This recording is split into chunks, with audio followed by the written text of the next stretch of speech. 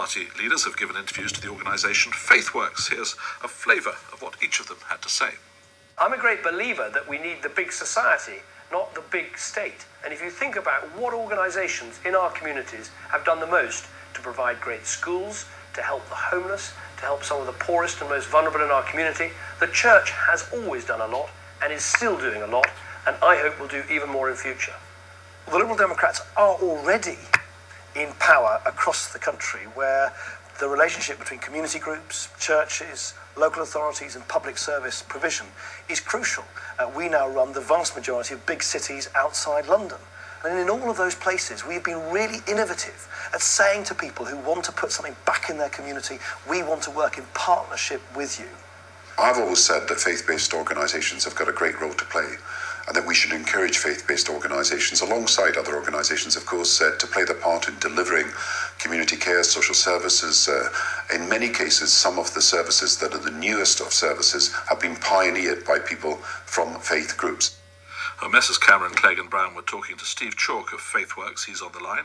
We're also joined by Francis Davis, a fellow Blackfriars College, Oxford, who's been advising this government on faith issues, although he joins us in a personal capacity this morning, and by Dennis Wrigley, who signed what was called the Westminster 2010 Declaration, along with high-profile church figures like the former Archbishop of Canterbury, Lord Carey, and the Scottish Catholic leader, Cardinal O'Brien. Good morning to all of you. Good morning. Good morning. Francis Davis, crunch a few numbers for us. Firstly, if you would, can a religious vote make a real difference in the seats that are going to decide this election? Well, it's interesting. There's about 116 to 120 key seats that are going to make the difference. And if you look at the data for the last census, 71% of the country said that they believed in or had some kind of link with a Christian God. But if you map that by ward, the people that responded positively to that question bunch up at over 85% into seats around the northeast and the northwest, which is where some of the marginals are. And then if you cut to London, there's a considerable potential vote in the black Christian community. It tends to be socially conservative but politically progressive, and certainly the Conservative Party has been investing a huge amount of energy targeting the black vote, the black Christian churches vote in London and in Birmingham, whereas in the northwest it would be the Catholics which have the sway in the marginals there in places like Warrington South and some of the Bolton seats. Well, Steve, you're talking to us from a big gathering of evangelical Christians. Do you get a sense from those you're with that they feel that they've got a bit of electoral muscle that they can flex this time round? I don't think that's the issue at all, actually. I think, Ed, we see it completely differently. Whether Labour or the Conservatives or the Lib Dem end up in power, whether the Lib Dem end up holding the balance of power, I think in one sense that's an irrelevance. I think we should be actively engaged in politics, and individual Christians will have individual ways of seeing these things. I think the task of the church is to serve communities, local communities, villages, towns, urban communities.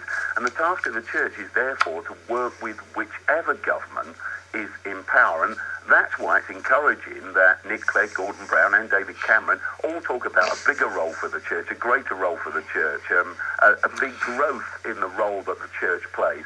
Because I think that the church, alongside other faith groups and alongside the rest of the third sector, the voluntary sector, charities, need to play a really big part in creating healthy communities. And I think we march to the beat of a different drum. It's the beat of the drum of Jesus, who calls us to be involved in communities, not necessarily Gordon Brown or David Cameron. Well, let me put that to Dennis Wrigley, because the Westminster Declaration lays out an agenda which many people would regard as conservative with a small c in Christian terms. Some people might even say it was an invitation to vote conservative with a big C. You're shaking your head. Not at all. Look, I've put up as a liberal for 10 occasions. Don't dare call me a conservative. I merely raised the question. I'm a radical Christian, and that's why I've sound Westminster Declaration. I lead the Maranatha community, by the way, nothing to do with our friends in Bristol, but we have thousands of Catholics, Methodists, Anglicans all over the country. And one thing we are failing to see as a nation is that, number one, the membership of the churches is infinitely greater than all the political parties put together. Number two, the church is about being countercultural and being radical. And this declaration is not a reactionary negative thing. All right, but just it's a call to change. In your view, should Christians vote according to the agenda that you have laid out here, the party's position on things like marriage, on abortion and so forth? Yes, undoubtedly. I think it's a question of placing individual questions to individual candidates. The whole point about this declaration is to drive to the top of the political agenda the fact that we are being de-Christianized as a nation, and the fact that all over the country people recognize that something is wrong. It's not a financial crisis, it's a spiritual crisis. Let me put that. Steve Chalke, well, just let me can I come to Steve Chalke and just ask you this question? You gave us a rather different perspective on the way you see the church's role in public life. Would you sign this declaration? I didn't sign it, and I wouldn't have signed it, actually. I respect those who did sign it, but I see things slightly differently. I don't think the church is about trying to grasp power, and I think I think actually the church's job is to get on and do the job. I think the church's job is to deliver. And if the church is delivering, it will be taken seriously and it will have respect. And if it's not, it won't be. Francis Davis at this point. Parenthetically, as a matter of interest, since I asked Steve Chalke, would you sign the declaration? And following from that, is there evidence, after what you've told us about the importance of Christians in key seats, is there evidence that churches or members of churches actually do vote as a bloc? Yeah, what we know from Home Office data is that people who are religiously observant, and that would include those at mosques on a Friday and in synagogues Friday, Saturday, are nearly twice as likely to vote. And when you've got majorities, say in Bournemouth West, Conservative majority of only 2,000, excellent Christian candidate standing there, or Warrington South, excellent Labour candidate defending a 2,000 majority there, where you've got maybe 8, 9, 10, 14,000 religious votes in a seat, then they have the swing. But there's something that we need to remember as well. In 1992, there was another Westminster Declaration convened by a coalition of Christians, and when that was signed, the churches in Steve's network and the churches in Dennis's network were in the same room. They were much more progressive on social justice in those times, and they were also strongly pro-European, with many European Christian Democrats coming.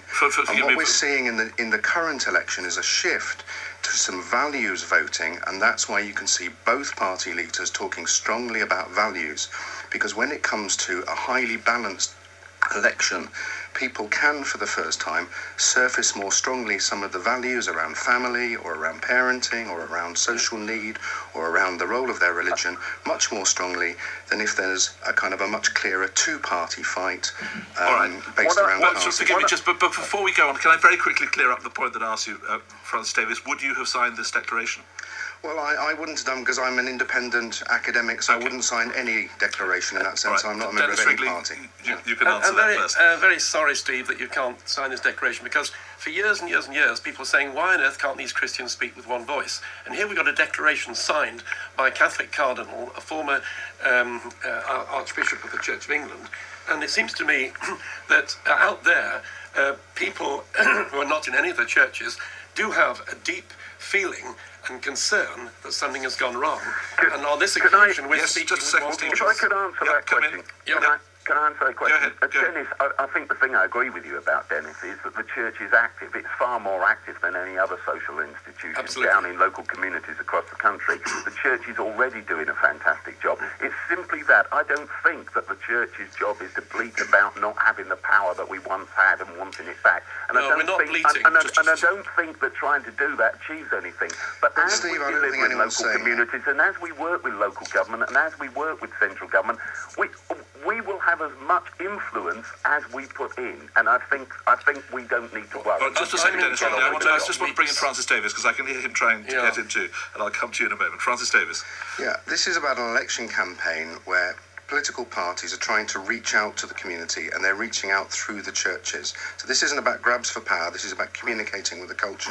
And at this time, we need to take seriously the fact that Christians are citizens and they have votes, and that they're being appealed to on their values this time in a way that they haven't been previously. And that's particularly interesting this time because the British National Party, in many cases, is running as a Christian party. And Christianity is being used as a proxy for race to exclude our Muslim brothers and sisters. And these are not easy times to be a Jewish kid on campus or to be a Muslim kid in parts of our inner cities. And that's where we have to be honest and say, this isn't about a grab for power, this is about citizenship, and there are dark sides to the Christian vote as well as light sides. And that's why I wouldn't I have to say that this declaration is by no means not a bleat. the response from the general public to this is remarkable. There is a gulf between politicians and public. There is a gulf between the public and the churches. This breaks it.